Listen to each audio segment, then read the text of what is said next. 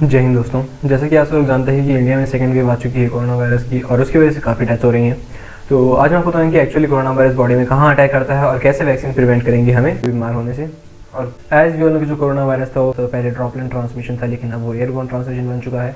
इसी की वजह से कोरोना वायरस ज़्यादा फैल रहा है, इसलिए हमें 2 फीट की दूरी बनाने के लिए भी बोला जाता है। और आज मैं बताऊँ कि एक्चुअली कोरोना वायरस में कैसे अटैक कर रहा है बॉडी पे और कहाँ अटैक कर रहा है।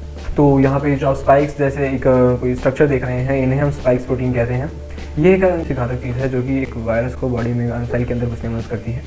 और यहाँ पर आप ये जो स्पाइरल लाइक स्ट्रक्चर देख रहे हैं, ये है जेनेटिक मटीरियल। ये स्पाइक्स प्रोटीन वायरस को सेल के अंदर घुसने में मदद करता है और जेनेटिक मटीरियल उस वायरस को रिप्रोड्यूस करने में मदद करता है। और कब ये 1 से 1 करोड़ बन जाते हैं कुछ पता नहीं लगता है। और ये बोला गया है कि वायरस जो है लंग्स पे बहुत अफेक्ट करता है। वो लंग्स में क्यों अफेक्ट करता है? क्योंकि लंग्स की जो रिसेप्टर्स होते हैं वो काफ़ी ज़्यादा सेंसिटिव होते हैं। और क्योंकि ये सेल मेम्ब्रेन के थ्रू नहीं घुस सकता है, क्योंकि मेम्ब्रेन सिर्फ कुछ ही चीज़ों को अलाउ करता है, प्रोटीन्स और मिनरल्स को अपने थ्रू पास होने से, इसीलिए डायरेक्ट रिसेप्टर्स को टारगेट करता है। तो ये जो हमारे पास कोरोना वायरस के स्पाइक्स हैं, ये जाकर रिसेप्टर्स के साथ जाकर चिपक जाते हैं, इसी के थ्रू वायरस सेल में एंटर कर जाता है। और एज सुन एज ये हमारे सेल में एंटर करता है, ये अपने आप का ये हमारे डीएनए से मैच करने लगता है और ये जाकर न्यूक्लियस से पूछता है कि न्यूक्लियस हमारा थोड़ा बोला वाला है और इसे लगता है कि जो चीज़ रिसेप्टर्स के थ्रू आई है वो ऑब्वियसली इसी के काम की चीज़ है। जो वायरस जो है वो सेल के अंदर घुसता है और हमारे सेल के अंदर राइबोसोम्स नाम की एक चीज़ होती है जो कि प्रोटीन्स को लगातार फोटोकॉपी करती रहती है। और वायरस जो है राइबोसोम्स के पास जाता है और राइबोसोम्स में जो प्रोटीन्स वहाँ पे बन रहे हैं उसको हटाकर खुद वहाँ पे अपना आरएनए रख देता है और इसी वजह से वायरस अपनी कॉपीज़ बनाता रहता है। एट अ मैसिव रेट जो है हमारी कॉपीज़ बनती रहती हैं वायरस की। और एज सुन एज बॉडी में कोरोना वायरस की हर जगह बढ़ने लगता है, उसकी बहुत सारी कॉपीज़ बन जाती हैं, तो हमारा इम्यून सिस्टम एक्टिव हो जाता है और इसकी वजह से हमारे इम्यून सिस्टम और वायरस के बीच एक वॉर छिड़ जाती है, जो कि जिसकी वजह से कि हमारा टेम्परेचर जो है काफ़ी हाई होने लगता है। क्योंकि हमारा डिफेंस मैकेनिज्म ऐसा ही है कि टेम्परेचर बढ़ा के जितने भी बैक्टीरिया और वायरस जो है उनको मारने की कोशिश करता है। जैसे कि हम पानी उबालते हैं अपने बैक्टीरिया और वायरस को मारने के लिए, वैसे ही यहाँ पर ये हमारे बॉडी का टेम्परेचर बढ़ाता है। अब क्योंकि कॉपीज़ बहुत ज़्यादा तेज़ी से बन रही हैं तो हमारा WBC कितनों को ही मार लेगा, कितने वायरस को ही मार लेगा। तो अब ये जाकर न्यूक्लियस से कॉन्टैक्ट करता है और न्यूक्लियस से बोलता है कि क्यों ना हम रिसेप्टर्स को ही बंद कर दें, तो हमारा वायरस जो है अंदर जा नहीं पाएगा सेल के, इसी के साथ जो है वायरस की कॉपीज़ बनना बंद हो जाएंगी और जल्दी से वायरस को हटा पाएंगे। लेकिन न्यूक्लियस से करता है अगर हमारे रिसेप्टर्स बंद हो जाएंगे तो कोई भी मेडिसिन या प्रोटीन्स जो है वो बॉडी के अंदर नहीं जा पाएंगे।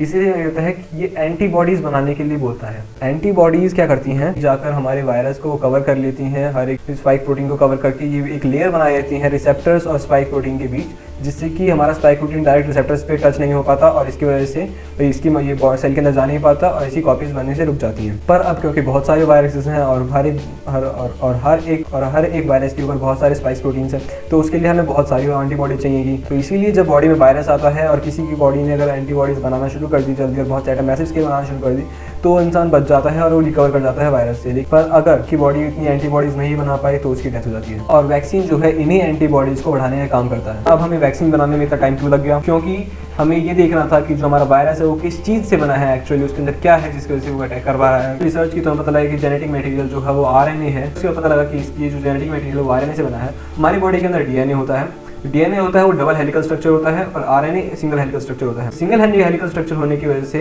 ये अपनी कॉपी जल्दी बना पाता है। तो साइंटिस्ट ने इसी RNA को लेके रिसर्च की और देखा कि RNA को कैसे यूज कर सकते हैं। और जितनी वैक्सीन है वो सारी mRNA वैक्सीन है। तो अब साइंटिस्ट ने क्या किया कि उसी RNA का डुप्लीकेट बना के वैक्सीन में डाल दिया और साथ ही साथ उसमें एंटीबॉडीज बूस्टर भी डाल दिए, ताकि जब ये डुप्लीकेट वायरस हमारी बॉडी में जाएगा तो एंटीबॉडीज काम करना शुरू कर देंगी, डिफेंस मैकेनिज्म एक्टिव हो जाएगा। तो ये उसी प्रकार एक्ट करेंगी जैसे रियल वायरस के साथ करती हैं। और अगर रियल वायरस भी अगर बॉडी में एंटर करेगा तो हमारे पास उससे टैकल करने के लिए हमारे पास पहले से एंटीबॉडीज होंगी। एंटीबॉडीज पहले उस वायरस को घुसने के बाद ही खत्म कर देंगी, इसलिए हम वायरस से बचे रहेंगे। Now we have a lot of vaccine like Pfizer हमारी अमेरिका की है, जिसे -70 डिग्री सेल्सियस शूट करना पड़ता है, जो कि इंडिया में काफ़ी डिफिकल्ट टास्क है।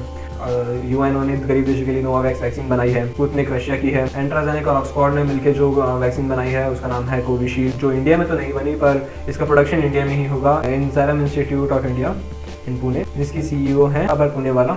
ये सारी वैक्सीन जितनी भी हैं ये सब डुप्लीकेट RNA के बेसिस पे काम करती हैं। पर हमारे पास जो भारत में जो वैक्सीन बनाई है भारत बायोटेक ने, वो कोवैक्सीन है, ये थोड़ी सी अलग काम करती है। ये अगर इन्होंने क्या किया है, उसी वायरस को मार के उसी के RNA को तोड़ मरोड़ के उन्होंने वैक्सीन में डाल दिया है, ताकि वो उतना हानिकारक ना रहे। जिस लाइक 1% जो है वो एक्ट वैसे ही करेगा पर वो इतना हार्मफुल, वो बिल्कुल भी हार्मफुल नहीं होगा, क्योंकि ये जो ब्रोकन डाउन वायरस है वो एक्चुअली वायरस की तरह बिहेव करेगा, इसीलिए जब हमारा डिफेंस मैकेनिज्म एक्टिव होता है तो टेम्परेचर बढ़ेगा। इसलिए आपने देखा होगा कि वैक्सीन लगने के बाद काफी लोग बुखार आने लग जाता है और सिम्टम्स थोड़े देखने को मिल जाते हैं। पर क्योंकि ये वायरस बहुत ज़्यादा वीक है, इसीलिए हमारा इम्यून सिस्टम इसे मजाक में ही लड़ लेता है और इनको खत्म कर देता है। अब हैंड सैनिटाइजर क्या करता है, ये वायरस के ऊपर वाले शेल को ही डिस्ट्रॉय कर देता है। अब बिना बॉडी के आ रहे हैं तो किसी काम का नहीं है, क्योंकि वो सेल के अंदर तो घुस नहीं पाएगा।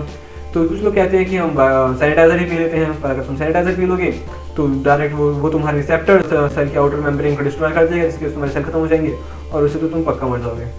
और काफ़ी ये सवाल उठते हैं कि कौन सी वैक्सीन अच्छी है। सारी ही वैक्सीन अच्छी हैं, डिपेंड करता है कि वो कहाँ यूज़ हो रही है, किस टेम्परेचर पे, किस जोन में और किस कंडीशंस में यूज़ हो रही है। और अगर vaccine set massive rate use शुरू हो गई तो डेथ रेट बिल्कुल ही कम हो जाएगा, लाइक नेग्लिजिबल डेथ रेट हो जाएगा हमारा। और इन वैक्सीन की 2 डोजेज लगती हैं, दोनों वैक्सीन के बीच में 28 से 40 दिन का इंटरवल होता है। पर अब रिसर्च ये हो रही है कि अगर वैक्सीन के दोनों डोजेज अलग अलग वैक्सीन तो ज़्यादा असरदार होगा। That's what डॉक्टर से ये वैक्सीन 100% टेस्टेड है और इनकी कोई भी साइड इफेक्ट्स नहीं है। प्लीज अफवाहों पे ना जाएं, खुद की बुद्धि लगाएं। और रिसेंटली आपने न्यूज़ सुनी होगी कि इजराइल को कोरोना फ्री कंट्री डिक्लेयर कर दिया गया है। अब उसी को देखते हुए हमारे पीएम ने भी ये डिसीजन लिया है कि 18+ जितने भी लोग हैं उन सबको वैक्सीन दी जाएगी।